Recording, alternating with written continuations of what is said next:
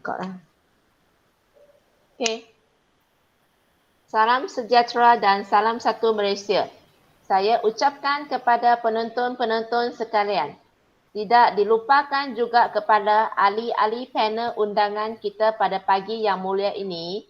Tajuk e-forum kita pada hari ini ialah Ansuhan Berkesan Memuput Kemenjadian Insan Cemerlang.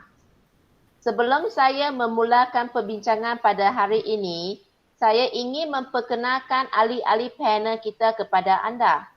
Bersama saya adalah dua orang ahli panel yang tidak asing lagi. Baiklah, di sebelah kiri saya, ahli panel kita yang pertama, Saudari Siti Fatimah. Saudari Siti Fatimah merupakan seorang pengusaha tadika yang mempunyai cawangan sebanyak 8 buah tadika dan seorang yang berpengalaman dalam bidang ini selama 15 tahun. Selamat datang saya ucapkan kepada Saudari Siti Fatimah. Seterusnya, ahli panel kita yang kedua lagi bergaya, Saudari Nurul Samija. Saudari Nurul Samija merupakan seorang pakar sains di Universiti Sains Malaysia. Beliau dalam bidang ini selama 9 tahun.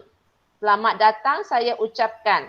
Dan akhir sekali, saya Lim Suli sebagai moderator hari ini dan juga sebagai jurupulih cakar kerja di Universiti Malaya. Sebelum saya memulakan perbincangan ini, izinkan saya mengupas sedikit dalam bidang psikologi tentang konsep, prinsip dan faktor-faktor tajuk e-forum ini. Okey. Perkembangan dan pertumbuhan manusia adalah bermula dari peringkat bayi sehingga kematian. Kelakuan manusia dari setiap peringkat adalah sangat berbeza apabila mereka telah mencapai peringkat dewasa. Manusia telah dikaji sejak bayi lagi, iaitu ketika di dalam kandungan. Kita dapat lihat penggerakan manusia bermula dari rahim ibu yang kemudiannya dilahir menjadi bayi dan kemudiannya membesar menjadi kanak-kanak. Apabila mengalami proses kematangan, mereka akan memasuki alam remaja yang banyak menimbulkan perbezaan dari aspek mental dan fizikal dan seterusnya menjadi seorang yang lebih dewasa. Peringkat terakhir dalam kitaran hidup manusia ialah kematian yang sememangnya tidak dapat dielakkan.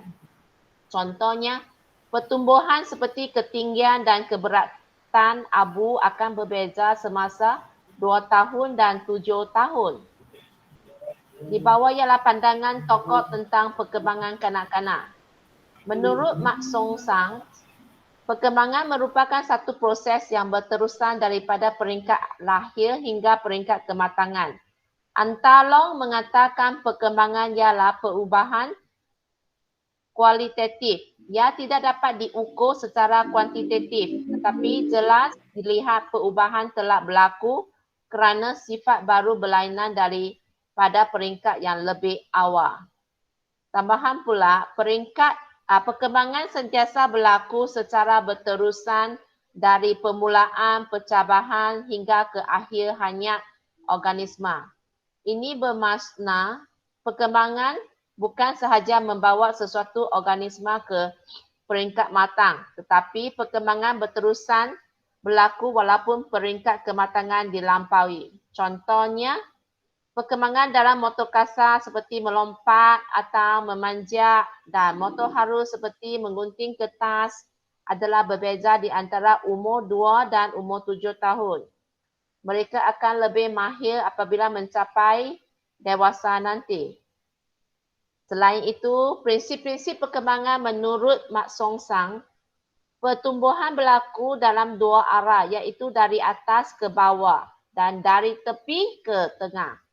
Pertumbuhan struktur fizikal akan menaruhi kemahiran fungsinya dan berlaku secara menyeluruh. Seterusnya, corak pertumbuhan dan perkembangan adalah sama tetapi kadarnya adalah berbeza pada setiap individu. Pertumbuhan dan perkembangan setiap individu saling berinteraksi antara satu sama lain. Akhirnya, faktor-faktor yang mempengaruhi perkembangan dan pertumbuhan ialah faktor baka dan faktor persekitaran. Faktor baka adalah pengaruh genetik, perbezaan fizikal, perbezaan kognitif dan perbezaan emosi dalam diri manusia.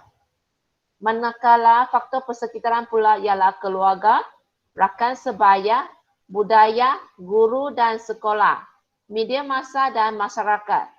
Baka atau keturunan merupakan ciri-ciri biologi dan pewarisan yang dimiliki anak-anak mereka. Contohnya, ibu bapa yang mempunyai emosi yang kurang stabil dan bersifat pemarah akan melahirkan anak yang agresif dan autoritatif. Oh, nampaknya saya sudah berbincang banyak di sini. Sekarang, soalan saya kepada panel pertama. Seperti mana yang kita ketahui, ansuhan yang berkesan dapat memupuk kejadian insan cemerlang. Pada pendapat saudari Siti Fatimah, sejauh manakah ansuhan yang berkesan dapat memupuk kejadian insan cemerlang dari aspek psikologi dan perkembangan kanak-kanak? Dipersilakan Siti Fatimah.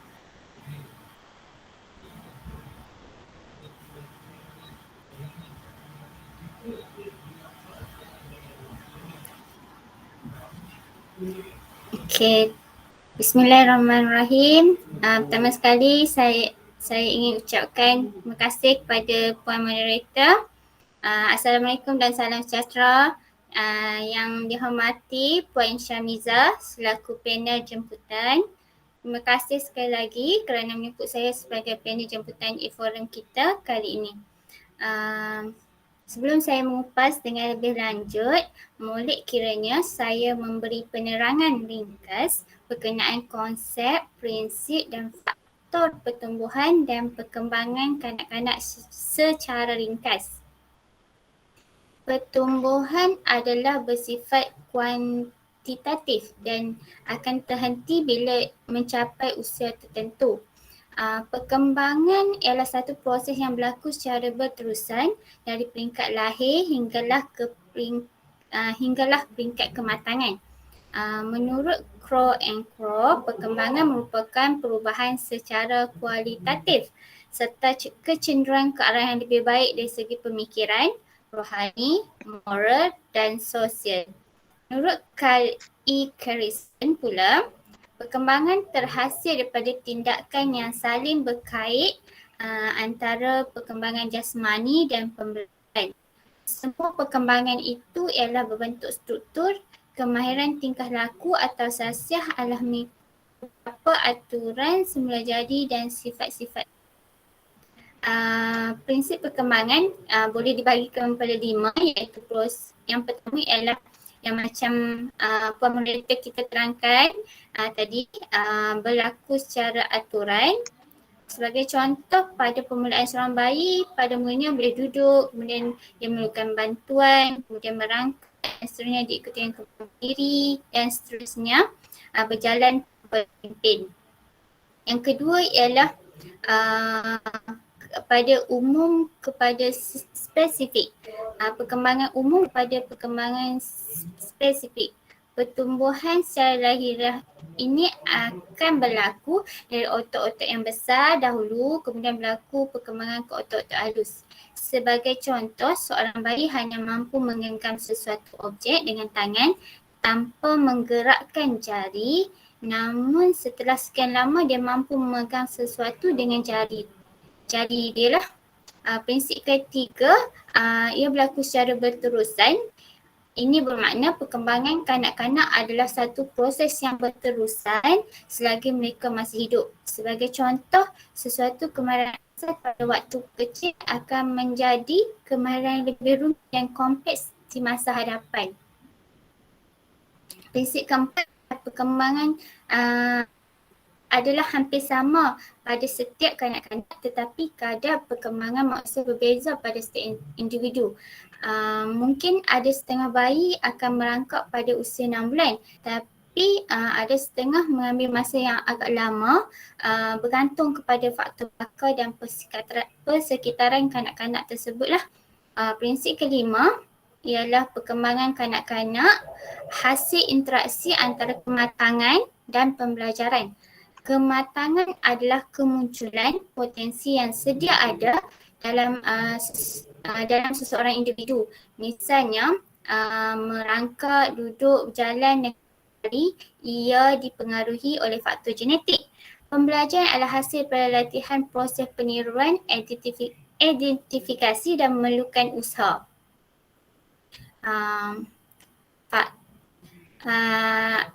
Contoh yang boleh diberikan, contoh seorang kanak-kanak tu pada awalnya dia boleh berjalan, berlari, kemudian dia boleh berenang, tetapi bila nak berenang tu dia memerlukan, dia belajar melalui pengalaman dan persekitaran dia. Faktor yang mempengaruhi perkembangan boleh dibahagikan kepada dua, seperti yang moderator jelaskan tadi, dibahagikan kepada faktor baka dan faktor persekitaran. Berbalik kepada soalan Puan Moderator, sejauh manakah asuhan berkesan dapat memupuk kemenjadian insan cemerlang dari aspek psikologi dan perkembangan kanak-kanak? Di Malaysia, dasar asuhan dan didikan awal kanak-kanak tahun 2008 telah dilaksanakan. Dasar ini adalah dasar yang komprehensif bagi memastikan perkembangan yang holistik bagi setiap kanak-kanak dari lahir hingga 4 tahun. Ia menjadi asas kukuh kepada pembangunan potensi kanak-kanak berlandaskan acuan di Malaysia. Dasar ini adalah pengukuh serta pelengkap kepada dasar pendidikan kebangsaan sedia ada. Setiap kanak-kanak mempunyai potensi yang unik. Kanak-kanak umpama kain putih dan kitalah individu yang bertanggungjawab untuk mencorakkannya. Jika tidak dipecahkan ruyung, manakan dapat sagunya. Oleh itu, kita sebagai orang dewasa perlu menghormati dan mengembangkan dan menyanjungi potensi yang mereka miliki. 3 tahun pertama dalam kehidupan kanak-kanak adalah sangat kritikal mengikut kajian neuroscience, terutama dalam pembentukan sasiah dan membina kemahiran sensori motor dan intelek. Mewujudkan suasana persekitaran yang ceria, selesa, menggembirakan, selamat dan penuh kasih sayang boleh meningkatkan perkembangan sosio-emosi kanak-kanak. Persekitaran yang baik dapat merangsang dalaman dan luaran yang selamat kepada kanak-kanak. Kolaborasi dengan ibu bapa dan keluarga, komuniti menjadi terus penting ke arah membentuk kemenjadian murid. Kanak-kanak secara semula jadinya, semua kita sedia maklum, kanak-kanak mereka suka meneroka, mencuba, mengeksperimen dan mencipta. Maka cara terbaik mengasuh dan mendidik kanak-kanak ialah melalui bermain sambil belajar. Amalan dan sumber pembelajaran perlu bersesuaian dengan perkembangan kanak-kanak, menggunakan bahan-bahan dalam persekitaran mereka sesuai dengan budaya tempatan, berintegrasi teknologi dan jaringan global. Sebagai individu dewasa, kita perlu menghormati hak asasi, agama dan budaya kanak-kanak tersebut, norma dan keperluan khas dia.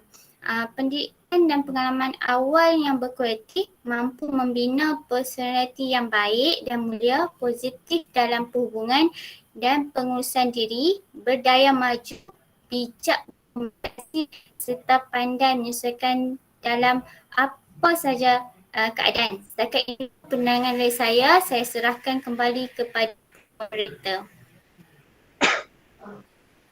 Okay. Terima kasih kepada Saudari Siti Fatimah atas perkongsian beliau sebentar tadi mengenalkan angsuran yang berkesan dari aspek psikologi. Saya tertarik dengan pandangan beliau bahawa pertumbuhan dan perkembangan terdapat perbezaan yang jurang. Seterusnya saya ingin beralih kepada panel yang kedua. Memang kita tidak dapat menafikan bahawa setiap pertumbuhan dan perkembangan memberi kesan dalam pengajaran dan pembelajaran. Bolehkah Saudari Nurul Samija mengemukakan pandangan Saudari mengenai ketiga-tiga elemen ini kepada pemupukan ke arah kemenjadian insan cemerlang. Dipersilakan Saudari Nurul Samijah. Okey, selamat pagi. Saya mulakan dengan Bismillahirrahmanirrahim. Selamat pagi kepada Cikgu Lim dan Cikgu Fatimah. Okey. Saya bahasakan diri saya cikgu juga boleh? Cikgu lebih pada cikgu sains kan? Boleh. Oh, boleh. Okey. Apa nama? Okey, daripada sebenarnya saya akan lebih fokus pada sains lah. Sebab saya tak sehebat mana untuk guru sains, tapi saya rasa saya perlu mengetengahkan pada apa subjek, maksudnya pada apa subjek sains saya ni lah. Tapi saya juga perlu menjawab pada soalan moderator tadi, iaitu soalannya agak hebat ya, moderator, pemupukan ke arah kemenjadian insan cemerlang. Wow, soalan yang sangat bagus. Saya nak jawab pun saya rasa takut. Okey. Apa tu pemupukan ke arah kemenjadian insan cemerlang? Okey, tapi saya rasa kita tengok pada skop yang lebih kecil lah, iaitu skop prasekolah kan, betul tak? Okey. Ya. Segalanya bermula dengan pengetahuan mengenai teori pertumbuhan dan perkembangan. Kanak-kanak akan banyaklah memberi faedah kepada guru, ibu bapa dan golongan profesional untuk membuat keputusan mengenai pembelajaran dan persepsi yang perlu ditegaskan. Setiap teori tadi mempunyai penegasan yang tersendiri terhadap sesuatu konsep yang dikemukakan. Oleh itu, kita perlu mengenali kesemua teori agar dapat kita mengetahui kesannya ke atas perkembangan kanak-kanak. Antara faedah utama yang dapat membantu guru sekiranya mempunyai pengetahuan mengenai pertumbuhan dan perkembangan ialah kita sebagai guru dapat menyediakan isi pelajaran dan objektif yang sesuai dengan keupayaan mental, jasmani dan emosi pelajar. Seterusnya, menyediakan sumber pembelajaran yang dapat menarik minat pelajar di samping bermakna dan menyeronokkan. Terutamanya pelajar prasekolah, diorang perlu ada rasa minat. Maksudnya belajar sambil bermain, je tak cikgu? Okey, seterusnya menyediakan pelajaran yang bermula daripada peringkat yang paling senang umum kepada khusus yang lebih konkret dan abstrak. Maksudnya kita ajar dulu senang, dia faham basic, asas, barulah kita boleh start ajar dengan yang susah. Sampai bila maksud yang lebih ni, bila tiang tu dah tegak, maksudnya semua benda akan selamat lah. Maksudnya kita dah ada tiang yang tegak, tiang yang asas yang kukuh kan. Okey, seterusnya menggunakan strategi pengajaran pembelajaran yang sesuai dengan perkembangan mental, jasmani dan emosi pelajar. Betul. Macam strategi pengajaran pelajaran yang berkesan untuk mental, maksudnya first kita kena tarik minat dulu. Bila diorang minat, diorang ready, so diorang akan belajar dengan lebih, maksudnya macam diorang tak rasa pressure untuk belajar. Okey, seterusnya memotivasi dan membimbing pelajar untuk melakukan pemindahan pembelajaran hasil daripada pemahaman konsep yang dipelajari. Maksudnya pertumbuhan yang baik akan menjadikan peringkat perkembangan mereka pun juga lebih baiklah. Contoh macam teori Gesell ada menyatakan dalam perkembangan kanak-kanak, walaupun tidak ada dua individu yang benar-benar serupa secara global, semua kanak-kanak yang normal, yang sihat cenderung mengikut susunan pertumbuhan yang biasa yang dilalui oleh kanak-kanak. Maksudnya, walaupun cikgu ada 30 orang pelajar, tapi setiap individu akan berbeza kan? Betul tak cikgu? Okey, Ya. so berbeza tetapi diorang berbeza gaya semua tu, tapi pertumbuhan dan perkembangan mereka akan sama, betul tak cikgu?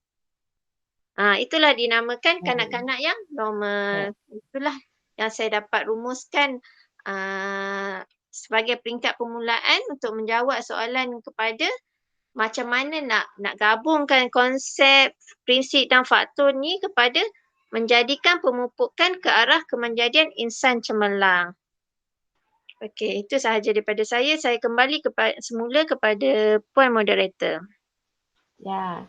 Terima kasih atas pendapat panel kita yang kedua mengenai ketiga-tiga elemen ini kepada memuput ke arah kemenjadian insan yang cemerlang dari aspek psikologi. Nampaknya tahap perkembangan dan pertumbuhan setiap individu yang berbeza-beza adalah dipengaruhi oleh setiap unsur-unsur. Baiklah, sekarang saya akan menceritakan sebab sedikit tentang pendekatan belajar sambil main dalam meningkatkan aspek perkembangan bahasa dan komunikasi kanak-kanak. Sebelum mula, saya akan mulakan pantun dulu. Okey. Yang kulit itu kending, yang merah itu saga, yang molek itu budi, yang indah itu bahasa. Menurut teori Pigeon, pada peringkat pra-operasional umur 2 hingga 7 tahun, kemahiran bahasa kanak-kanak berkembang dengan cepat dan boleh diasah melalui pelbagai aktiviti. Aktiviti bermain dapat menarik minat kanak-kanak untuk terus belajar literasi. Pemain merupakan sarunan yang boleh mengembangkan perkembangan kanak-kanak ke tahap yang optimum. Pendekatan belajar melalui bermain adalah satu pendekatan terancang dan berstruktur bagi memberi peluang kepada kanak-kanak belajar dalam suasana yang menggembirakan dan bermakna. Dengan bermain, kanak-kanak akan dapat menguasai penguasaan bahasa dari segi pembendarahan dan peraturan tata bahasa. Vygotsky berpendapat proses mental yang lebih tinggi berkembang apabila kanak-kanak membentuk pertuturan semasa melakukan aktiviti praktikal. Sebelum kanak-kanak bertutur, mereka menggunakan alat untuk menyempurnakan tugas. Manakala setelah mereka bertutur, mereka menggunakan bahasa dalam melakukan aktiviti. Tingkah laku mereka berubah melalui penggunaan bahasa dan aktiviti tersebut. Okey. Melalui bermain, kanak-kanak belajar berkomunikasi, menyesuaikan diri dengan persekitaran, berinteraksi dengan rakan dan mengenali benda-benda di sekeliling mereka. Aktiviti bermain adalah penting dalam pengajaran dan pembelajaran terutamaan bahasa. Okey, pengajaran dan pembelajaran bahasa melalui bermain jelas dapat meningkatkan kemahiran bahasa dan literasi kanak-kanak. Okey, so seterusnya, walau bagaimanapun, semasa proses bermain, kanak-kanak perlu bersosial dan berinteraksi dengan individu lain seperti rakan sebayang atau orang dewasa seperti pengasuh, guru dan ibu bapa untuk bermain. Tanpa rakan sebaya dan individu lain, kemahiran komunikasi kanak-kanak tidak akan berlaku. Apatah lagi untuk berkembang dengan baik. Contohnya, kanak-kanak bermain role-play semasa aktiviti bermain. Perwatakan ialah ahli keluarga sendiri. Pada masa itu, kanak-kanak yang berwatak bapa akan bertutur dan berkomunikasi dengan watak ibu. Kanak-kanak dapat meningkatkan kemahiran bahasa melalui role-play itu. Secara ringkasnya, aktiviti main dapat merangsangkan perkembangan bahasa. Dalam konteks main bebas, kanak-kanak dapat melatih bahasa yang baru dikuasai, memperbagaikan pembendaharaan kata serta membenarkan kesalahan dan pembentukan bahasa. Selain itu, aktiviti main yang berlainan sama ada main sosial atau main kognitif juga akan merangsangkan aspek-aspek perkembangan bahasa. Kebanyakan perkembangan bahasa akan melalui aktiviti yang bermain.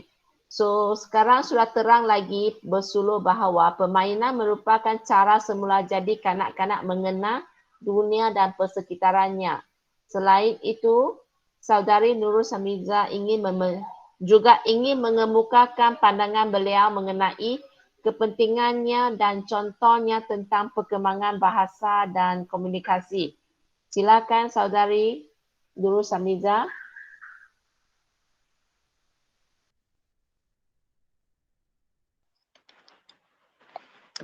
Terima kasih Cikgu Lim, berpantun Cikgu Lim. Saya tak sempat nak buat pantun saya, tak apa. Nanti pusingan seterusnya saya akan beli pantun Cikgu Lim, okey? Okey. Ya. Okey, kepentingan bahasa. Apa orang sains nak cakap orang apa? Orang sains nak cakap bahasa Okey, untuk kepentingan bahasa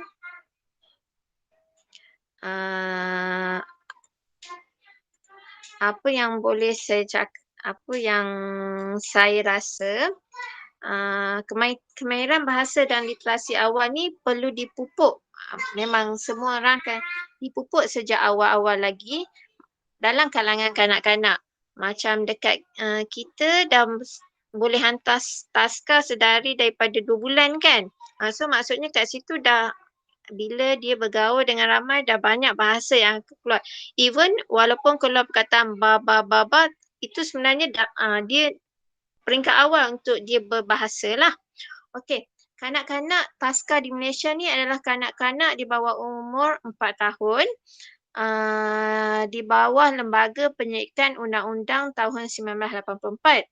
Kanak-kanak memasuki taska dengan pelbagai tahap penguasaan kemahiran membaca, sama ada telah lancar, bersedia untuk membaca atau memerlukan pengetahuan asas kemahiran membaca untuk menjadi pembaca yang baik. Okey, ada kajian yang mendapati kanak-kanak yang dapat membaca dengan baik sudah tentu dapat memperoleh lebih banyak pengetahuan dalam pelbagai bidang seperti penulisan, matematik, subjek sains dan sejarah. Yang ini adalah petikan daripada Stanovic tahun 1986. Manakala kanak-kanak yang kurang pengalaman membaca pula menghadapi beberapa masalah yang berkaitan dengan kemahiran membaca seperti masalah kelancaran dan pemahaman, kurang membaca berbanding rakan sebaya yang lain dan tidak mendapat kebaikan daripada pendedahan bahasa dan pembendaharaan kata.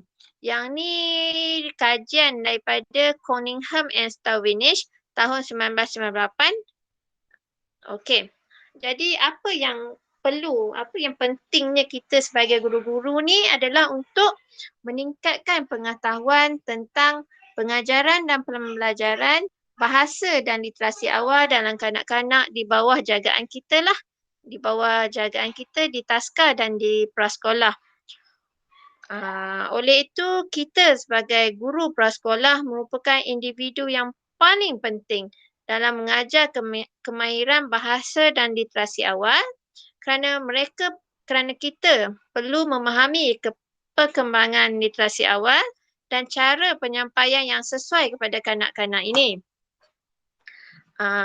Menurut satu laporan daripada Early Reading First ERF, Amerika Syarikat tahun 2005, telah mengenal pasti faktor utama memperbaiki bahasa dan literasi awal adalah melalui aktiviti kelas, bahan dan latihan literasi first lah kepada guru-guru dulu.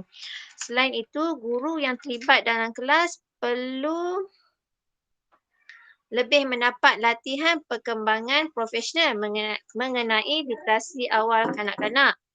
Guru yang mendapat latihan tentang literasi awal didapati lebih berkualiti dalam berinteraksi, membina aktiviti literasi yang efektif dan juga melibatkan latihan penulisan awal serta pengetahuan tentang huruf. Mereka juga mahir dalam penyaringan dan penilaian kemahiran secara berterusan bagi memastikan kanak-kanak mendapat bimbingan yang baik. Oleh itu adalah penting kita sebagai guru kan, Cikgu Lim, Cikgu Fatimah dan saya sendiri Cikgu Miza untuk mempunyai pengetahuan yang mendalam mengenai bahasa dan literasi awal agar kita dapat memberikan pendidikan dan bimbingan yang mantap kepada kanak-kanak di bawah didikan kita. Setakat itulah kepentingan yang saya rasa yang saya dapat bagi maksudnya untuk taska dan tadika daripada awal, maksudnya peringkat awal untuk kita memantapkan lagi perkembangan bahasa untuk semua. Terima kasih Ya, dan kembali semula kepada Cik Moderator. Saya akan okey. beli pantun nanti ya. Ya. Okey, tak apa. Ya. Terima kasih saya ucapkan atas perkongsian kepentingan dan contoh-contoh perkembangan bahasa dan komunikasi. Jelaslah betapa pentingnya perkembangan bahasa dalam pelbagai aktiviti.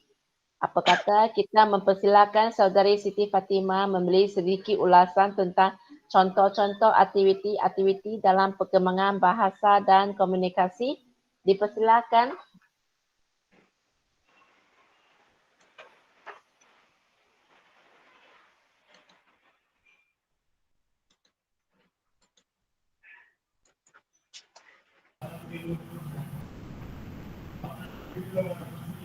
Okay, terima kasih kepada Puan Moderator berkenaan dengan contoh-contoh aktiviti dalam perkembangan bahasa dan komunikasi. Sebelum tu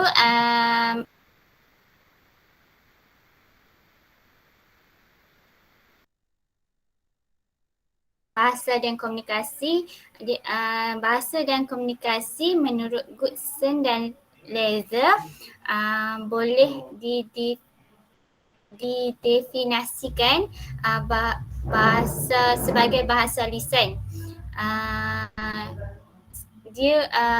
Goodson membahagikan kepada 4, iaitu yang pertama kemahiran berkomunikasi, iaitu mendengar dan memberi respon apabila orang lain bercakap. Yang kedua, memahami makna banyak perkataan dan konsep yang mereka dengar atau baca. Yang ketiga, memperolehi maklumat baru mengenai perkara yang mereka ingin pelajari. Yang keempat, memberikan pendapat dan idea sendiri dengan menggunakan bahasa. Perkembangan bahasa ni adalah satu yang penting lah dalam perkembangan kanak-kanak. Kemahiran mereka berinteraksi dengan orang lain juga boleh definisikan sebagai bahasa dan komunikasi, dan proses mereka menyuarakan pendapat dan idea mereka sendiri dengan baik. Antara contoh yang boleh dilakukan oleh guru antaranya ialah interaksi dan melakukan interaksi dan perbualan yang melibatkan perkembangan bahasa. Berlaku melalui komunikasi dengan orang lain dalam konteks yang bermakna kepada mereka. Contoh komunikasi antara kanak-kanak dengan kanak-kanak yang lain, komunikasi antara kanak-kanak dengan guru dan individu di persekitaran mereka. Bagi menggalakkan perbualan berlaku semasa aktiviti pembelajaran dan semasa aktiviti rutin, guru boleh berbual tentang perkara yang dilakukan oleh kanak-kanak pada masa tersebut. Semasa berinteraksi dengan kanak-kanak, guru boleh mengaitkan isu yang dibualkan dengan pengalaman atau pengetahuan sedia ada kanak-kanak. Sebagai contoh kalau kita belajar tentang topik kenderaan, guru boleh bertanyakan kepada kanak-kanak pengalaman mereka menaiki kenderaan tersebut, seperti pengalaman menaiki kapal terbang, menaiki train dan sebagainya, dan ini membuatkan kanak-kanak itu berasa teruja dan excited untuk menceritakan pengalaman mereka, dan di sini berlakunya proses interaksi antara kanak-kanak kepada individu lain lah, dan ini boleh meningkatkan kemahiran komunikasi mereka. Seterusnya sebagaimana yang Puan Mereta jelaskan tadi, Puan Cikgu Syamiza terangkan tentang bermain sambil belajar. Kita tidak dapat, kanak-kanak ni tidak dapat lari daripada bermain. Fitrah kanak-kanak itu sendiri, kita semua sedia maklum, bermain sambil belajar membolehkan kanak-kanak memperoleh pelbagai pengalaman secara santai. Semasa bermain, kanak-kanak belajar untuk berinteraksi dengan kanak-kanak lain, mengambil giliran, bercakap mengenai topik tertentu, berbual tentang hal peribadi dengan rakan, percakapan antara pengikut dan pemimpin. Contoh, kanak-kanak menjadi ketua, ada kanak-kanak menjadi pembantu kepada ketua tersebut, dan berlaku bentuk pertukaran kosakata, dan ini akan menambahkan lagi kosakata sedia ada kanak-kanak tersebut. Salah satu permainan yang menggalakkan perkembangan bahasa, contohnya adalah melakukan sosial drama, atau aktiviti memasak. Lepas tu boleh mengadakan contoh telefon buruk. Saya pasti Puan Moderator dengan Cikgu Syamiza memang dah sebati ikut dengan telefon buruk ni. Masa kanak-kanak mesti kita excited kalau aktiviti ni dijalankan. Seterusnya menyanyi, aktiviti yang lain yang boleh jalankan ialah menyanyi. Ya boleh. Cikgu maafnya lah, mungkin bukan tahun kita kot Cikgu Lim kan. Cikgu Lim tahu apa permainan nak Tak apa-apa tahu lah. mungkin kita orang old version. Mungkin lebih muda daripada saya agaknya. Saya era 80-an mungkin. Kita orang 80-an lah. Okey, maaf mencelah. Mungkin tinggal di bandar mungkin. Mungkin tinggal di bandar. Tidak. Okey, seterusnya aktiviti menyanyi dan bahasa berirama. Kita semua sedia maklum, kanak-kanak memang suka kalau kita adakan aktiviti menyanyi lagu berirama. Menurut Brown,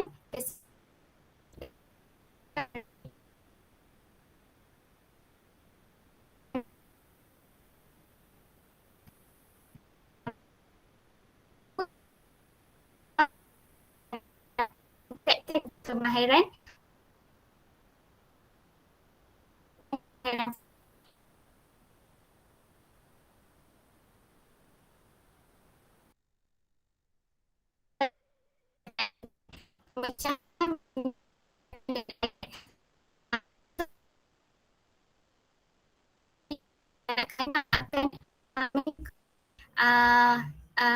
nyanyian tersebut, dan kemudian akan secara tidak langsung menambah kemahiran fonik mereka dan menambah kosakata mereka. Saya rasa contoh-contoh tersebut dapat menjawab soalan yang dikemukakan Puan Moderator. Saya serahkan kembali majlis kepada Puan Moderator. Terima kasih. Ya. Terima kasih kepada saudari Siti Fatimah kita. Panel pertama kita tadi menyebutkan tentang aktiviti-aktiviti dalam perkembangan bahasa dan komunikasi.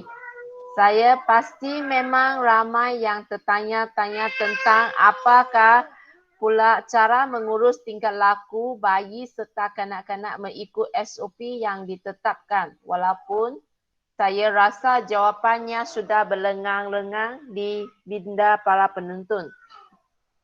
Untuk menguasaikan kekusutan ini, saya akan menjelaskan beberapa cara atau langkah-langkah atau strategi mengurus tingkah laku kepada penonton kita pada pagi ini. Pengurus tingkah laku dapat ditarifkan sebagai satu rancangan untuk memodifikasikan tingkah laku bermasalah ke satu maklumat yang telah ditetapkan dengan teknik yang sesuai. Okey. Berikut adalah beberapa strategi yang paling berkesan untuk membateraskan tingkah laku yang menjengketkan dengan cepat. Nombor 1 ialah mencegah sebelum memulakan. Okey. Berikan secara proaktif kemahiran kanak-kanak yang akan menghalangnya daripada menunjukkan tingkah laku yang mengganggu. Sebagai contohnya, supaya dia dapat memahami bagaimana tingkah laku kasarnya mempengaruhi orang di sekeliling. Juga, ajarkan cara yang sihat untuk menantangi perasaan tidak selesa. Tunjukkan kepadanya bagaimana untuk menangani kebimbangan, ketakutan, kesempian atau penolakan tanpa bertindak. Ini dapat difahamkan seperti apabila kita hendak memulakan sesuatu pengajaran, kita boleh berbincangkan dengan kanak-kanak tentang undang-undang dulu sebelum kita mulakan permainan atau pengajaran. Okey. So, kanak-kanak akan faham tentang undang-undang itu semua. So, mereka tidak akan melakukan tingkah laku yang negatif semasa kita mengajar. Okey. Strategi yang kedua ialah puji tingkah laku yang baik. Kanak-kanak sering tidak berperi kemanusiaan sebagai cara untuk mendapatkan perhatian. Jadi, jika ibu bapa atau pendidik berada di telefon atau sedang mengadakan perbualan dewasa dengan rakan, tangkap kanak-kanak menjadi baik. Jeda perbualan pendidik untuk seketika untuk mengatakan, terima kasih kerana bermain dengan senyap, atau saya berhargai bahawa kamu sedang menunggu giliran anda untuk bercakap. Memuji tingkah laku yang baik boleh mengalahkan kanak-kanak mengekalkan kerja yang baik. Okey. So, nombor 3 ialah abaikan perilaku yang tidak memudaratkan. Sekiranya tingkah laku kanak-kanak adalah semata-mata mencari perhatian seperti membuat bunyi-bunyi kuat berulang kali di meja makan. Habis itu, tingkah laku yang membingungkan sering dimasukkan untuk mendapat perhatian walaupun itu perhatian negatif. So, pendidik perlu memastikan bahawa salah laku kanak-kanak itu tidak berkesan. Kerana kanak-kanak itu membuat tingkah laku yang negatif itu ialah untuk mendapatkan apa yang dia mahu, iaitu perhatian. Okey, mengabaikannya hanya akan berfungsi jika semua orang dalam keluarganya berada di atas kapal. Jika adik-beradik mungkin menutup telinganya dan berteriak berulang kali, berhenti, berhenti, berhenti. Reaksinya hanya akan menguatkan kepada anak-anak bahawa kelakuannya yang menjinjirkan adalah berkesan dalam mendapatkan reaksi daripada seseorang. Oleh itu, penting untuk memastikan semua orang berada di atas kapal dan dapat mengabaikan kelakuan yang menjinjingkan. Apa maksud berada di atas kapal? That means itu bekerja samalah. Okey. Nombor 4, point out behavior. Tunjuk keluar itu tingkah lakunya. Okey. Jika kanak-kanak tidak mengenali jenis tingkah laku yang mungkin mengganggukan orang lain, penting untuk menunjukkan tingkah laku yang menjinjirkan apabila ia berlaku. Jika kanak-kanak menampakkan diri apabila kita mempunyai pelawat, dia mungkin menganggap dia menghiburkan orang.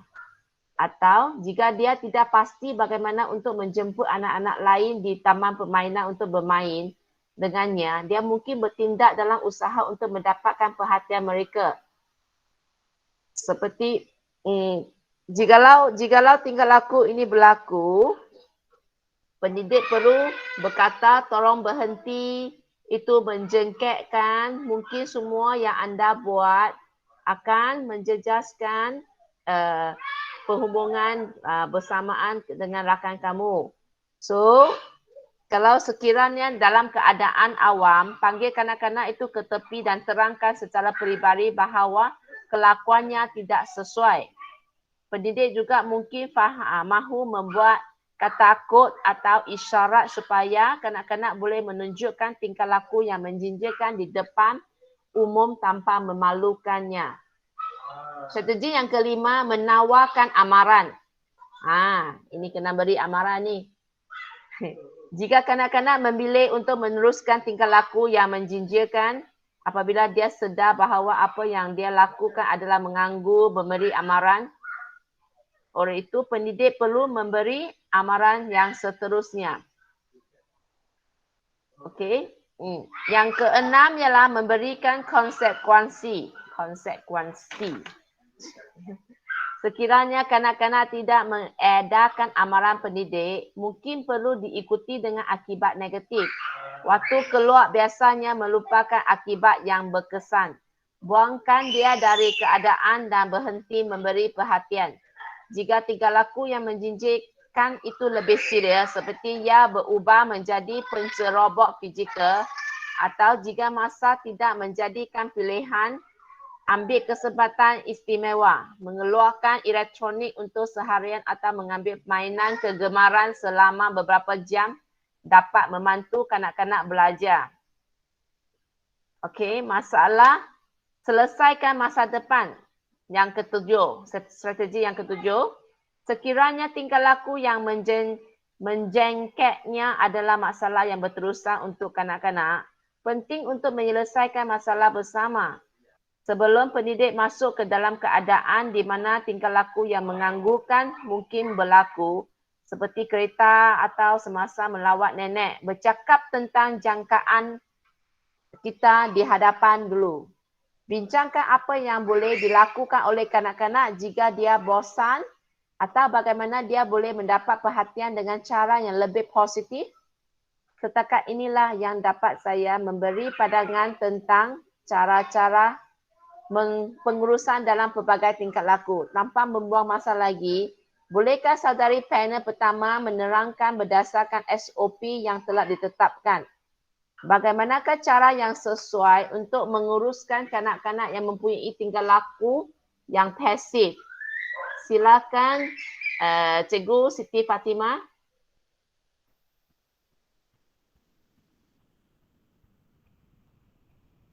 Okay.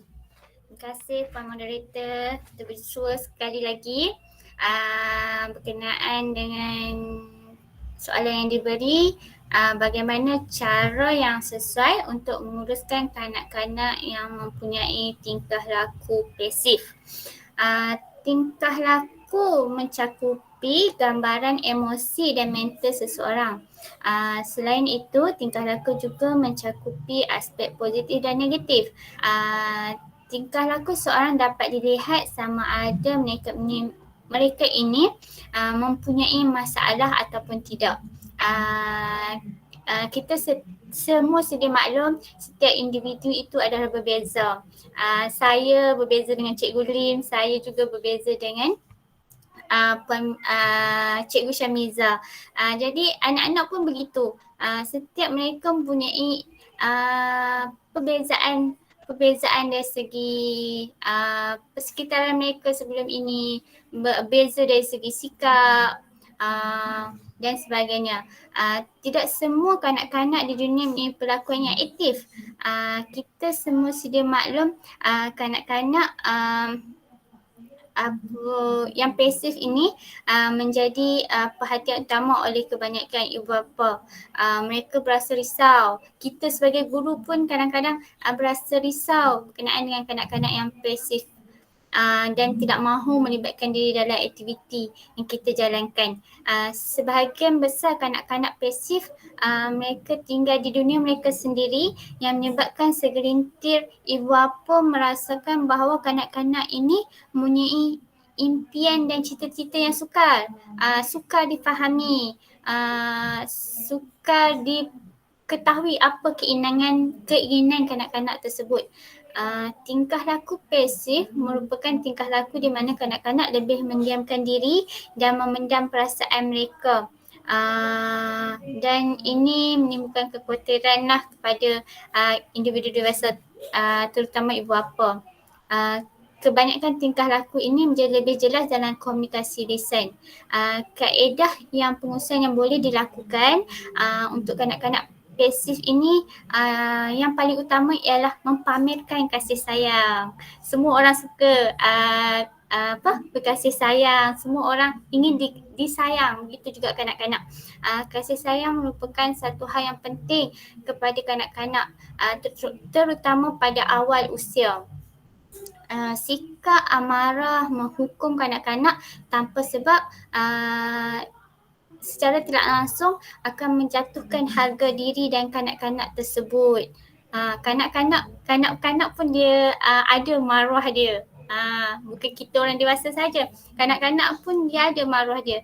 Okey, kanak-kanak yang pasif mempunyai kesukaran untuk menunjukkan keberanian mereka. Ibu bapa dan pendidik perlu berusaha meningkatkan keberanian atau self-esteem mereka. Sebagai contoh, melibatkan mereka secara aktif dalam aktiviti yang dijalankan. Meletakkan mereka sebagai individu yang berperanan dalam aktiviti tersebut. Contoh aktiviti yang boleh dijalankan, contoh kita semasa sesi bercerita, kita jemput kanak-kanak tersebut untuk menceritakan semula apa yang diceritakan guru. Contoh yang lain, apabila adanya aktiviti menjawab soalan, kanak-kanak itu dipanggil untuk datang ke hadapan dan menjawab soalan tersebut. Keadaan ini memberi peluang kepada kanak-kanak untuk mencari minat mereka, dan keadaan ini akan meningkatkan keberanian mereka secara tidak langsung. Seterusnya, yang kedua ialah memberi peluang kepada kanak-kanak untuk mencari minat mereka bermain. Kita tidak boleh sesekali menghalang apa yang mereka lakukan. Menghalang tu bukanlah bermaksud semasa aktiviti pembelajaran tu kita serahkan kanak-kanak untuk bebas bermain. Bukan begitu. Kita ada masa untuk mereka adakan aktiviti yang mereka suka. Contoh aktiviti semasa bebas bermain, aktiviti permainan bebas. Itu akan dari situ kita akan lihat minat mereka ke arah mana, dan guru akan mencari solution untuk mengadakan PMP yang ke arah minat mereka. Seterusnya, ini secara tidak langsung akan meningkatkan keyakinan mereka untuk meneroka suatu benda yang mereka sukalah. Dalam hadis riwayat Bukhari, dalam mendidik anak, kita jangan menghalang anak-anak dari bermain. Sebagaimana akhlak Rasulullah yang amat suka melihat kanak-kanak bermain, dan Rasulullah kadang-kadang dia akan melibatkan diri dalam aktiviti anak-anak dia, cucu-cucu dia lah, terutama Hasan dan Husin. Okey, seterusnya galakkan interaksi bersama. Guru dan ibu bapa perlulah menggalakkan kanak-kanak mengambil bahagian dalam aktiviti yang melibatkan kanak-kanak lain. Kaedah ini adalah bagi meningkatkan interaksi mereka bersama rakan sebaya dan mendorong mereka meningkatkan kemahiran sosial serta keyakinan diri. Ia juga akan membantu kanak-kanak menghadapi sebarang situasi yang berlaku dengan senang hati dan belajar daripada apa yang mereka lalui. Saya rasa masa begitu mencemburui kita, saya serahkan kepada Puan Moderator. Puan Moderator pun dah menjeling tu. Saya rasa cukup setakat ini dahulu. Saya serahkan kembalilah kepada Puan Moderator. Ya, terima kasih kepada panel pertama kita atas lontaran cara mengurus kanak-kanak yang mempunyai tingkah laku pasif yang untuk lagi berisi. Justeru saya ingin menanyakan persoalan seterusnya kepada ahli panel kita yang kedua, Saudari Nurul Samiza. Apakah kepentingan asas tingkah laku pengurusan kanak-kanak dalam asuhan dan didikan awal kanak-kanak dan berikan satu contoh SOP yang boleh dijalankan. Dipersilakan Cikgu Nurul Safiza. Okey, terima kasih sekali lagi Cikgu Liz sebagai moderator. Okey, sebelum saya nak berikan contoh SOP, awal tu kita kena tahu dulu apa itu tingkah laku kanak-kanak kan. Tadi Cikgu Lim pun ada terangkan sedikit definisi tingkah laku dan saya juga akan tambah sikitlah daripada apa yang Cikgu Lim cakap tadi. Okey, apa tu yang kita kena kenal dulu sebab sebelum kita nak kawal tingkah laku, first thing first kita kena kenal lah dulu apa kanak-kanak kita kan, kanak-kanak kita di prasekolah. Tingkah laku kanak-kanak ni adalah yang dilakukan atau diperkatakan oleh seseorang individu. Tingkah laku juga semua tindakan manusia yang boleh diperhati, diukur dan dinilai dan sebarang perbuatan yang dilakukan sama ada secara terus atau tidak, secara sedar ataupun tidak sedar. Tingkah laku adalah manifestasi fizikal sebarang sikap yang berasaskan nilai-nilai tertentu. Menurut Lewis M. Baker 2001, sebarang perbuatan yang dilakukan sama ada secara terus atau tidak, secara sedar ataupun separasedar.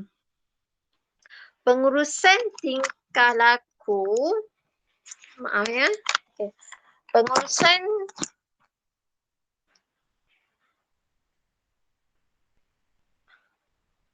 maaf, ada kesilapan sikit tadi.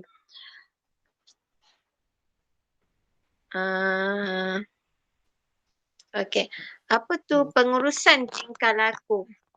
Okey, pengurusan tingkah laku pula ditakdirkan sebagai satu rancangan untuk memodifikasikan tingkah laku bermasalah ke satu matlamat yang telah ditetapkan dengan teknik yang sesuai. Kata-kata ini daripada Dr. Raghib Kaur, anak perempuan Jovinder Singh tahun 2005.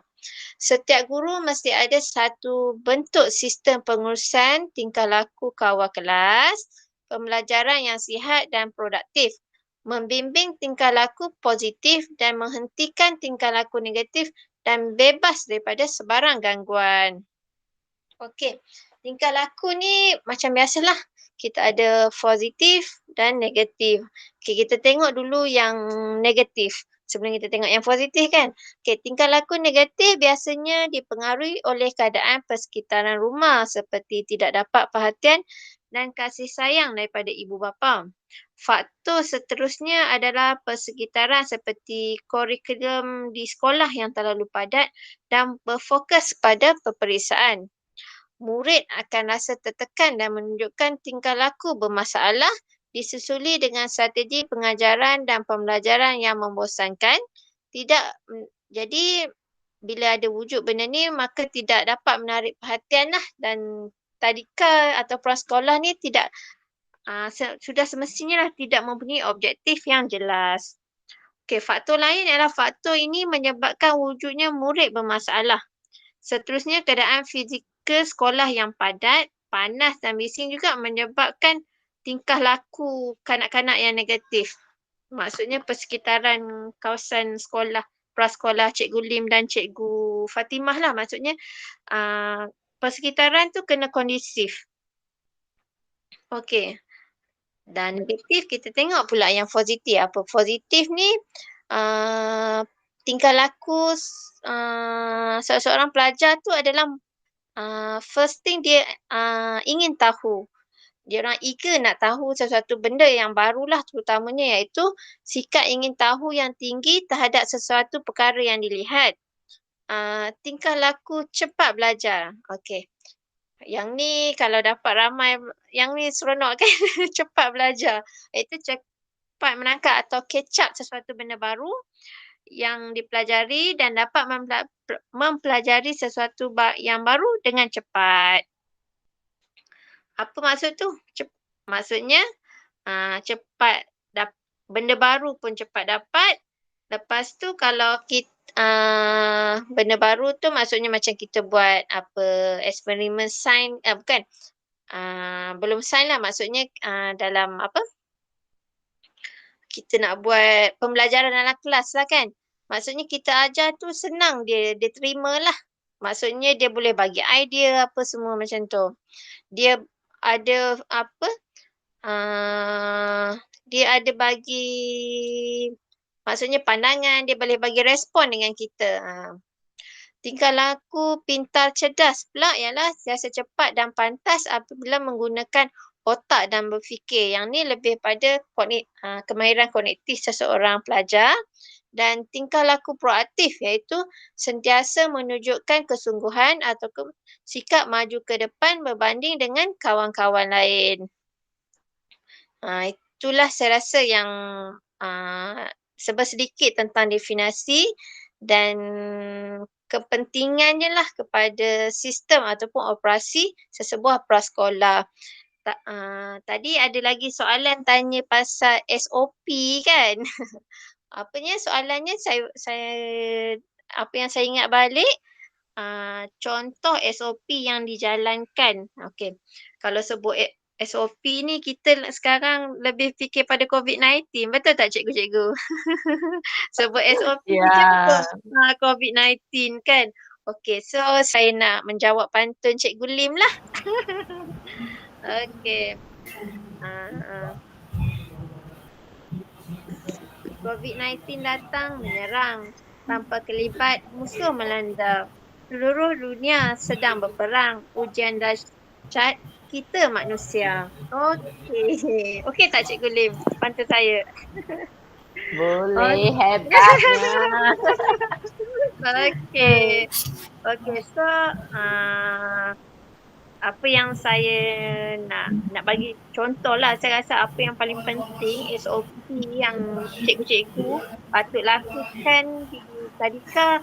Saya rasa SOP pertama sekali adalah SOP kita menyambut kanak-kanak. Saya rasa itu yang penting sebab itulah pertama kita meet dengan kanak-kanak tersebut kan. Jadi kalau kita tak tetapkan SOP yang ketat semasa kita bertemu dengan kanak-kanak ni, maksudnya dia akan melibatkan kanak-kanak yang kita yang lain lah, maksudnya kawan-kawan dia. Maksudnya kalau contoh sesuatu macam virus COVID-19 tu, kalau kita tak kawal dia akan merebak. Itulah pentingnya SOP. Ataupun dengan kata lainnya, SOP ni macam tata cara kerja kita jugalah. Maksudnya kalau kita semua ikut SOP yang ditetapkan di taska ataupun di tadika kita, maksudnya perjalanan kerja kita tu akan berjalan dengan lancar. Even kalau macam kawan kita ataupun rakan sekerja kita tu tak hadir pun, bila kita semua dapat mengikut SOP, kerja tu tak akan menjadi beban lah. Maksudnya kita tahu apa step-step yang akan dijalankan selepas ni. Okay, macam SOP yang saya nak cakap ni, okay, saya rasa Cikgu Lim dan Cikgu Fatimah pun buat benda yang sama di tadika. Betul tak? Okay, maksudnya apa yang saya suka adalah SOP semasa ketibaan di taska ataupun di tadika. Okay. First, waktu ketibaan, kita kena ada jadual ketibaan kanak-kanak secara berperingkat lah. Selalunya tadika akan buka seawal 7.30. Jadi kita targetkan diorang tu, maksudnya kelas mana datang 7.30, ada 7.40, 7.50 dan akhirnya sebelum pukul 8, maksudnya benda tu rotation lah ketibaan mereka sebab supaya tak ada macam berkumpul di depan pagar pintu sekolah kan. So SOP ni saya suka pada SOP terkini lah, SOP COVID-19. Lepas tu menyediakan penanda barisan berjarak 1 meter, iaitu semoga ada penjarakan fizikal dan sosial di antara kanak-kanak dan kanak-kanak dengan ibu bapa tu sebelum masuk ke kawasan sekolah. tidak membenarkan ibu bapa memasuki ke premis. Bukan je ibu bapa waktu pagi, selepas waktu persekolahan pun orang lain pun tak dibenarkan masuk ke sekolah lah. Maksudnya kontraktor ke ataupun pelawat pun sekarang dah tak dibenarkan. Okey, seterusnya semak dan lengkapkan buku log harian, iaitu buku log tu mesti ada nama pelajar, waktu ketibaan dia. Lepas tu cikgu ambil suhu tadi kan, bila cikgu ambil suhu tadi, kita kena catat lah. Catat dia, suhu dia, dan seterusnya apa catatan lain lah. Maksudnya dia ni parent ada bagi tahu maklumat lain lah. Contohnya baru balik bercuti daripada luar negeri ke apa macam tu lah kan. So ada catatan dan ataupun apa kalau yang macam contohnya lah macam yang terbaru digalakkan kalau kanak-kanak di tadika tu yang dah tak datang hampir macam seminggu atau 2 minggu sebab sekarang kita dah boleh merantau negeri jadi ramai yang balik bercuti kan. So jadi saya galakkan di semua tadika kita macam minta dia saliva test. Itu saya sarankanlah kepada cikgu-cikgu dan juga di tadika lain untuk adakan benda tu sebab kita memang benda tu menyusahkan dan amat terutamanya kos lah kan sebab kita kena beli benda tu alat tu tapi untuk hak semua maksudnya hak kanak-kanak kita yang kita nak jaga lagi yang ramai lagi tu so kita boleh jadikan kita masukkan dia sebagai SOP baru semasa ketibaan dan seterusnya kita kena ketatkan lah maksudnya kita ada declaration maksudnya kita ada macam kita ada kena minta lah parents tu jujur lah dengan kita sebagai di tadika iaitu kanak-kanak tidak pernah atau mempunyai kontak rapat dengan orang yang disahkan positif COVID-19 ataupun PUI ke PUS tu semua tidak dibenarkan hadir ke tadika dan taska dalam tempoh 14 hari. Maksudnya kalau dalam satu rumah diorang tu ada yang positif memang diorang pun satu family kena kuarantin. So seterusnya mengambil bacaan suhu termometer kat sinilah kan selalunya normal kat forehead ni untuk setiap kanak-kanak yang tidak sihat tak sihat ni maksudnya sesama, batuk, sakit tekak, sukar bernafas, cirit-pirit, lepas tu dan suhu badan yang mencapai 37.5 ke atas tidak dibenarkan hadir. Tapi macam biasalah benda ni saya harap cikgu-cikgu kena betul-betul bertegas.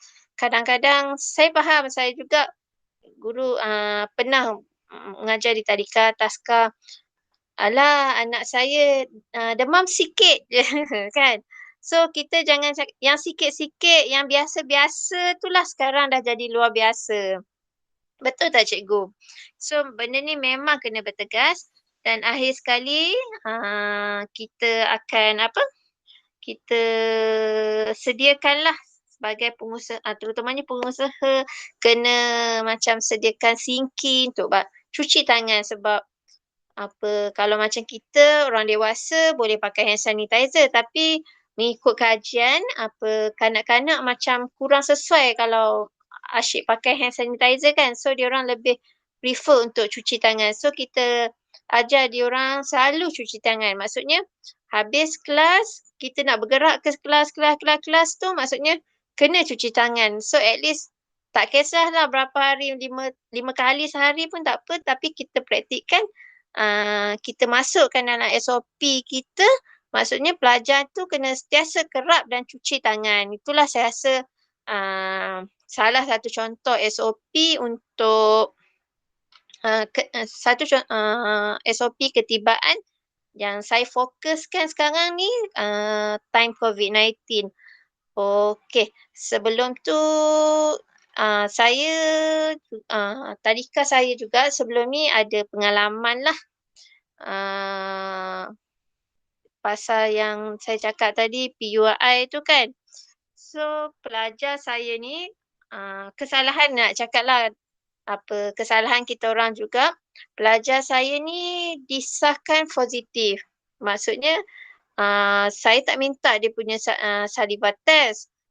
Tapi ibu bapa atau waris semua hantar kanak-kanak ke tadika. Sebelum maksudnya ibu bapa tu ada buat ujian sehari sebelum. Tapi esoknya dia telah hantar anak ke tadika dan tiba-tiba keputusan yang keluar tu positif. Jadi telah merugikanlah di pihak tadika. Maksudnya sebabnya terpaksa tutup operasi selama 7 hari sebab kena home quarantine. So maksudnya sekarang ni kita sebagai cikgu tadika, cikgu sains apa yang terlibat sedikit dengan bahagian tazkar ni memang kita kena perlu berkeras. Dan untuk kes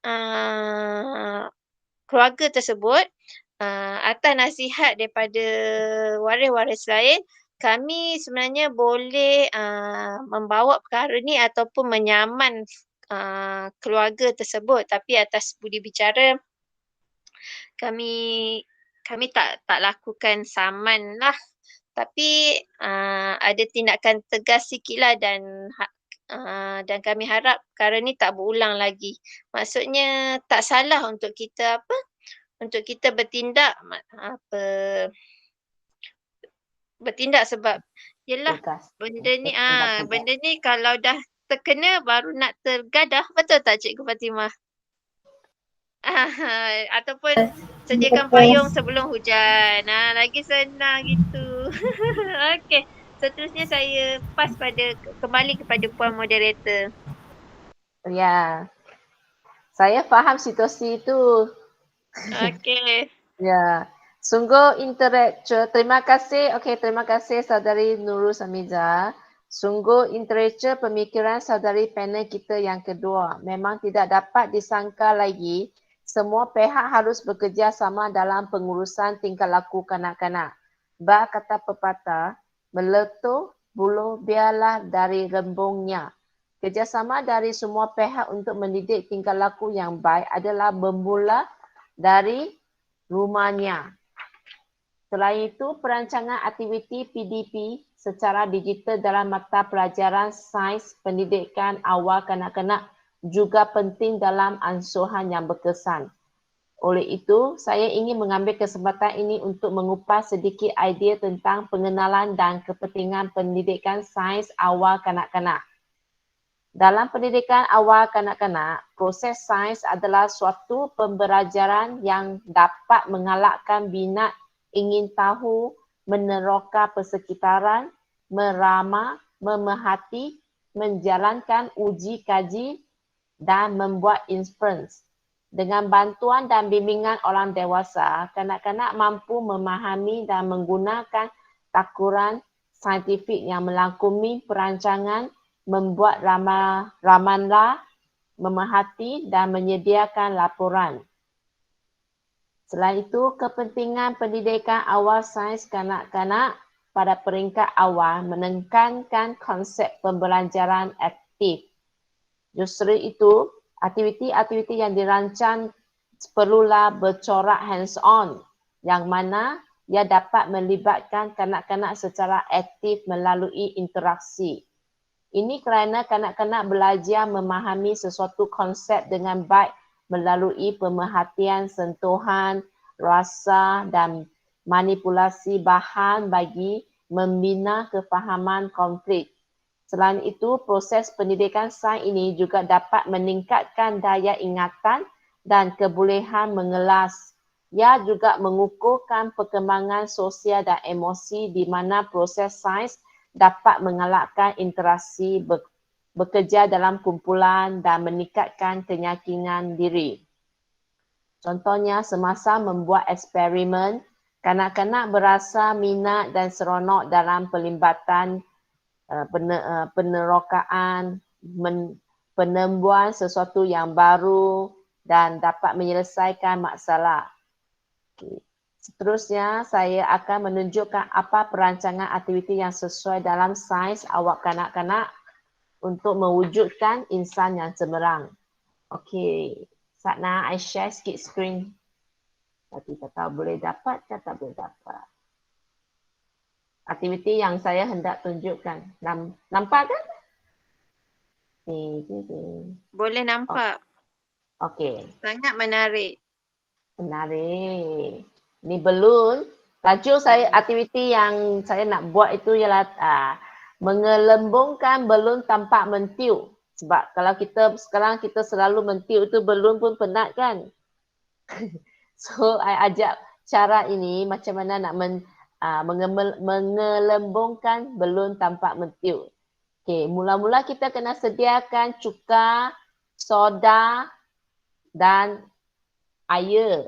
Habis tu kita masukkan dalam sebotol dan dekatkan balon itu di atas botol. Habis tu yang last sekali balon itu akan menjadi gembung. Oh, sewaktu menjalankan aktiviti ini, pendidik boleh menanya kanak-kanak. Okey. Siapa yang ingin tolong cikgu? Boleh panggilkan budak-budak itu tolong cikgu. Tujuan memanggil kanak-kanak itu ialah agar mereka dapat melibatkan diri secara langsung dengan aktiviti pembelajaran yang dirancangkan. Setiap kali giliran kanak-kanak untuk membantu cikgu agar sikap yakin diri mereka dapat dibentukkan dan dikukuhkan. Begitu. Aktiviti ini apakah objektif dan hasil pembelajaran daripada aktiviti ini? Kanak-kanak dapat menggunakan deria dalam peneroka alam sekitar secara terbuka. Yang kedua ialah kanak-kanak dapat mengenal pasti bahan-bahan kimia menghasilkan gas karbon dioksida. Dan akhirnya ialah memberi peluang kepada kanak-kanak supaya menyebut perkataan baru mengenai sains yang terdapat di persekitaran. Selain itu, I stopkan Pujana.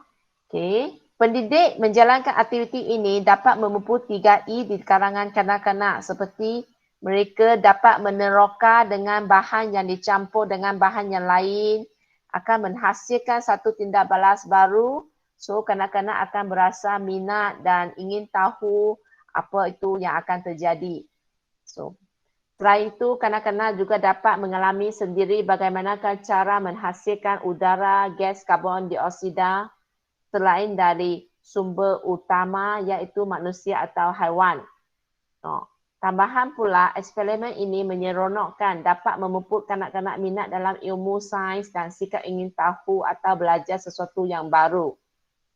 Okay. Setakat ini sajalah yang saya kongsikan perancangan aktiviti dalam mata pelajaran sains awal kanak-kanak yang berkesan memupuk kejadian insan yang cemerlang. Sekarang kita dengarkan pula pendapat daripada panel kita yang pertama. Bolehkah saudari Siti Fatimah berikan contoh perancangan aktiviti secara digital dalam pembelajaran sains pendidikan awal kanak-kanak? Silakan saudari Cikgu Siti Fatimah. Okey, terima kasih Moderator.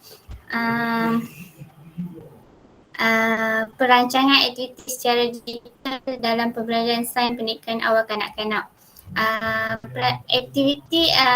Perancangan aktiviti digital ni memang serasilah dengan kita, terutama semasa kita berhadapan dengan isu pandemik COVID-19. Bagaimana guru terpaksa berfikir di luar kotak untuk mencari aktiviti sains atau aktiviti pembelajaran yang lain dan diaplikasikan secara digital. Untuk pembelajaran sains dan pendidikan awal kanak-kanak ini antara contoh yang boleh dilakukan adalah melalui permainan berasaskan digital. Permainan berasaskan digital merupakan satu bentuk pembelajaran berpusat belajar yang menggunakan permainan digital untuk tujuan pendidikan. Ni bukan game-game permainan macam Legend tu bukan ya. Ni permainan digital yang berasaskan pendidikan. Dan ini merupakan sejenis media pembelajaran yang berpotensi untuk diperkembangkan. Sebagai contoh, untuk pembelajaran sains pendidikan awal kanak-kanak, aktiviti yang boleh dilakukan adalah melalui permainan mengenal warna. Pelajar boleh menyesuai padan gambar dengan warna yang digemari melalui permainan berasaskan digital. Selain itu, pelajar juga boleh mengenal bunyi binatang melalui permainan digital. Itu contoh dari permainan digital lah. Seterusnya, aktiviti yang boleh dijalankan adalah melalui nature walk. Selalu kita nature walk secara realiti. Sekarang perlukan alam maya melalui penggunaan gadget dan sebagainya. Sebagai contoh, murid boleh dibawa meneroka alam haiwan dengan melawat zoo negara secara alam maya. Lawatan ini memberi pengalaman kepada kanak-kanak walaupun secara maya. Jadi kanak-kanak itu boleh melihat binatang, haiwan-haiwan yang terdapat di zoo tersebut, mendengar bunyi haiwan tersebut, dan malahan mereka boleh menyertai tidak kira di mana mereka berada. Yang diperlukan hanyalah gadget atau peranti untuk melayarinya. Kita semua sedia maklumlah aktiviti sains perlukan seperti mana yang Puan Merita kata, aktiviti hands-on ini amat berkait rapat dengan pendidikan pembelajaran sains pendidikan awal. Elemen 3E diperlukan untuk kanak-kanak itu meneroka suatu bidang baru atau aktiviti baru. Jadi eksperimen adalah yang dekat dengan sains pendidikan awal kanak-kanak. Eksperimen masih boleh dijalankan secara maya. Contoh, guru atau pendidik tersebut meminta ibu bapa atau penjaga kepada kanak-kanak tersebut untuk menyediakan alat-alat atau bahan-bahan eksperimen dan melakukan secara maya. Dan oleh itu kanak-kanak merasai pengalaman melakukan aktiviti tersebut. Saya rasa setakat itu contoh yang dapat saya berikan. Saya serahkan kepada Puan Moderator. Ya, betul Cikgu Siti Fatimah yang ceritakan digital memang mencabar dalam masa sekarang dan dalam masa pandemik COVID-19 sekarang. So, Cikgu kena menyediakan lebih banyak kerja dan lebih banyak masa yang dalam menyediakan semua benda dalam digital kan. Okey, terima kasih Cikgu Siti Fatimah. Begitu hebat kata-kata atau pendapat yang diutarakan oleh panel kita sebentar tadi. Diharapkan ianya dapat dijadikan pengangan dan panduan oleh para untuk mendidik kanak-kanak kita menjadi insan yang berilmu dan cemerlang. Seterusnya, persoalan terakhir untuk panel kita yang kedua masih berlenggan dalam persoalan yang sama, iaitu bolehkah saudari membeli satu contoh perancangan aktiviti secara digital dalam pembelajaran sains pendidikan awal kanak-kanak? Dipersilakan Cikgu Nurul Samijah. Okey, terima kasih Puan Moderator. Saya sangat setuju sekali lah bila munculnya virus COVID-19 ni dan kita pula berada di waktu pandemik ni, secara tak langsung mengajar kita untuk menggunakan sistem-sistem yang canggih ni, terutamanya digital, right? Maksudnya kita semua ni macam kena belajar balik semula ilmu-ilmu komputer dan segala IT lah, betul tak? So jadi kita tak terkecuali lah di peringkat prasekolah juga kena nak ajar para pelajar kita iaitu secara segerak dan tak segerak menggunakan sistem digital ni. Okey, terutama subjek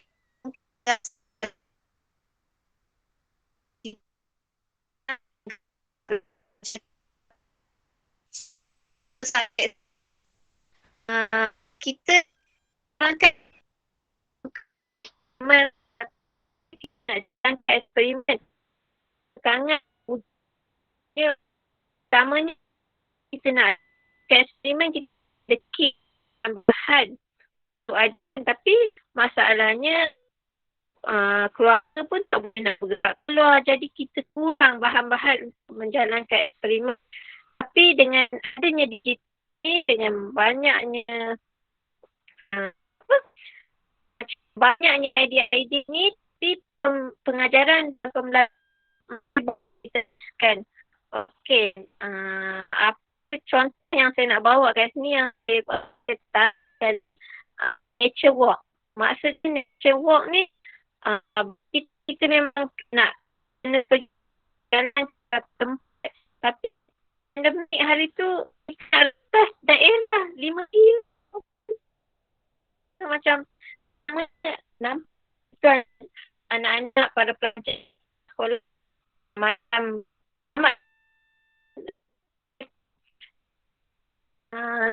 dia telah bawa ada anak sekolah kan mengikuti tayangan yang disediakan oleh Zoom Melaka iaitu program Zoo to You, dan kita masuk ke dunia diorang ke dalam zoo tu secara maya. Okey. Daripada situ kanak-kanak sangat teruja menjalankan aktiviti tu dan saya nampak banyak kita dapat kembalikan objektif pembelajaran kita, maksudnya macam kita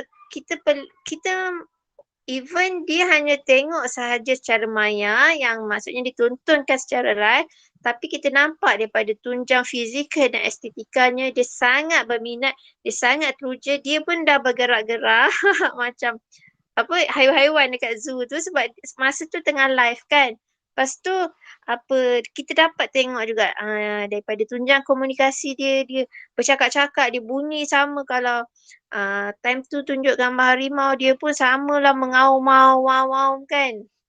Dan seterusnya macam ada di akhir daripada tayangan tu saya nampak kanak-kanak kita diujilah dengan tunjang kerohanian, sikap dan nilai sebabnya pegawai zoo tu ada minta donation, ada minta derma untuk zoo, sumbangan makanan lah terutamanya untuk haiwan-haiwan di zoo.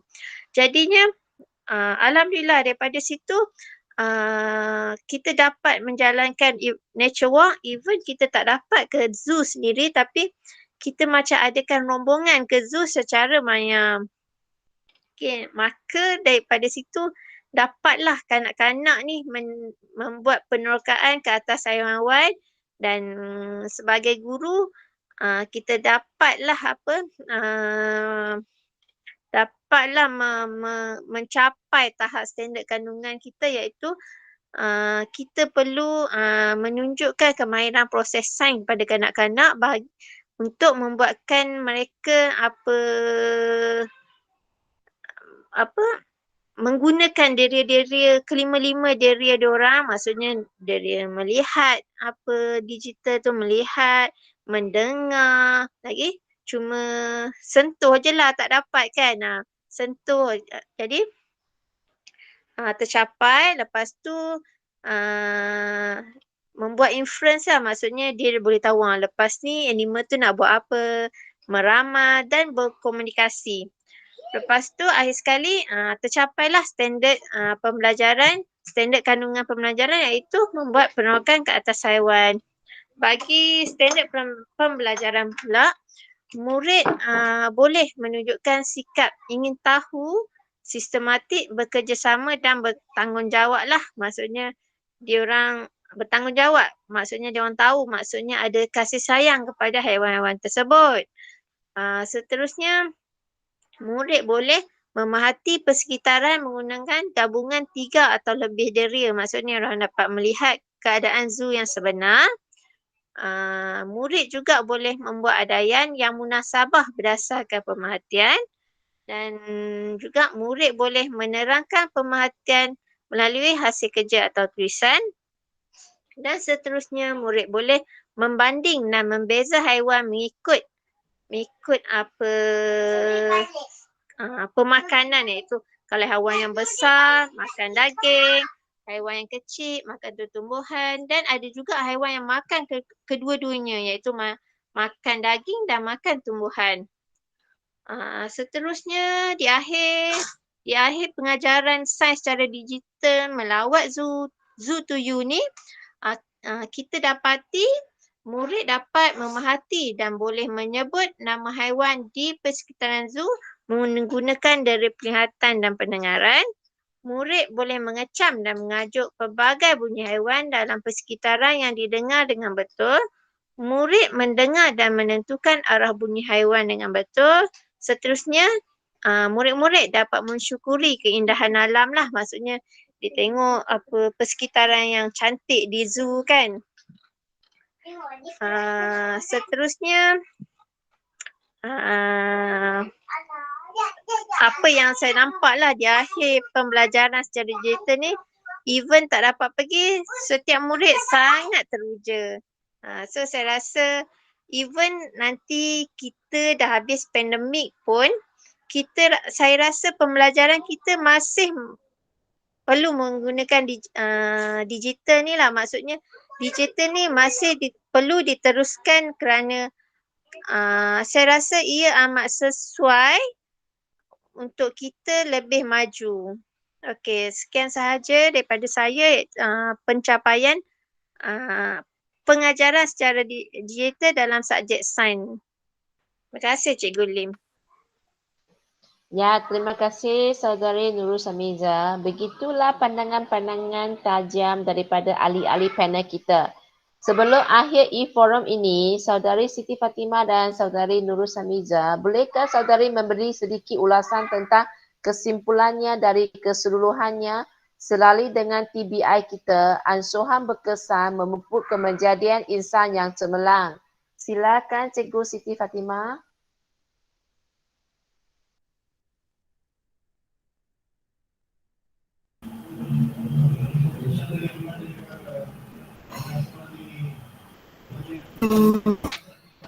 Berdasarkan topik perbincangan kita, asuhan berkualiti melahirkan kemenjadian murid atau melahirkan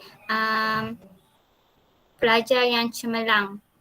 Okey, bagi saya dapat disimpulkan bahawa asuhan dan didikan awal yang berkualiti kepada kanak-kanak serta menyediakan peluang pembelajaran yang sama rata dan menarik dapat merangsang minda kanak-kanak dalam lingkungan umur lahir hingga 4 tahun. Ini kerana di awal perkembangan kanak-kanak tersebut adalah satu proses yang penting kerana berlakunya perkembangan kognitif yang pesat ketika di awal usia 1 hingga 4 tahun. Jadi asuhan dan didikan awal yang berkualiti ini dilihat mampu melahirkan pelajar, murid atau kanak-kanak yang bersedia untuk melangkah ke fasa seterusnya.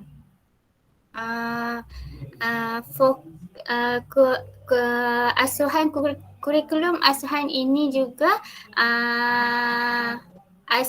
kurikulum asuhan di Malaysia sendiri begitu memfokuskan kepada pertumbuhan dan perkembangan holistik kanak-kanak daripada aspek jasmani, emosi, rohani, intelek dan sosial. Dan diharapkan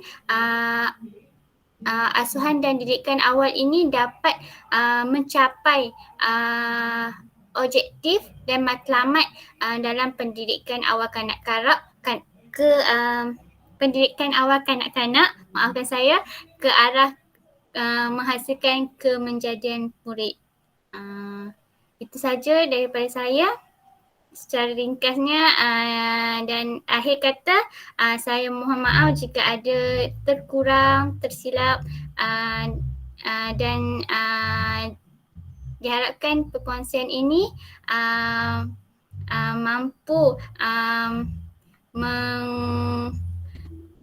mampu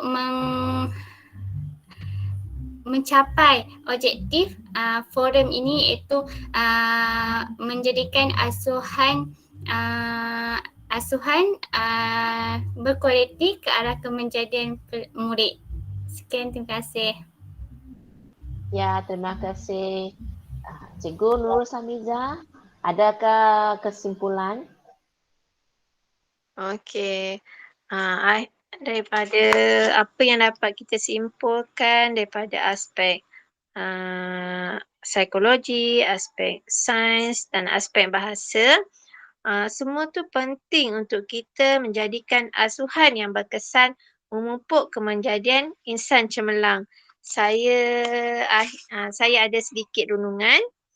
Anak-anak tidak dilahirkan terus, berjaya, bahagia, pandai, menang.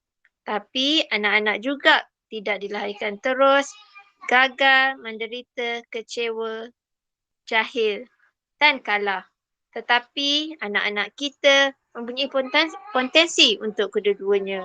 Maksudnya, sejak daripada awal, iaitu pendidikan awal kanak-kanak ni penting untuk melahirkan kanak-kanak yang cemerlang, kerana kanak-kanak kita, pendidikan yang awal tu lah yang menjadikan mereka ni cemerlang atau tak. Sebab maksud saya tadi, bila diorang lahir, kain putih tu, diorang bukannya berjaya, diorang bukan gagal. Diorang akan berjaya jika diorang dididik dengan ilmu yang bermanfaat sejak daripada awal.